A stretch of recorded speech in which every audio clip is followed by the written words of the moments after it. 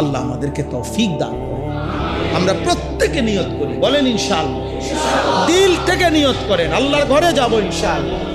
আরে আব্বা কালো গিলাফ দেখে নাই, মালিকের ঘর দেখে নাই, মদিনার রওজা দেখে নাই, ওই চোখ কিছুই দেখে নাই।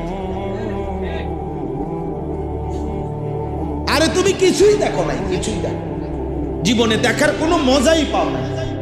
বাকি দুনিয়া না দেখলেও চলবে, কাবাই দেখলা না, দেখলা কি? মদিনার রওজাই গেলা না, গেলা কি তাই? দেখলাই কি তাই? আল্লাহ আমাদেরকে তৌফিক দান করেন, আল্লাহ আমাদেরকে তৌফিক দান করেন। আল্লাহ আপনাদের প্রত্যেককে কবুল করে নেন।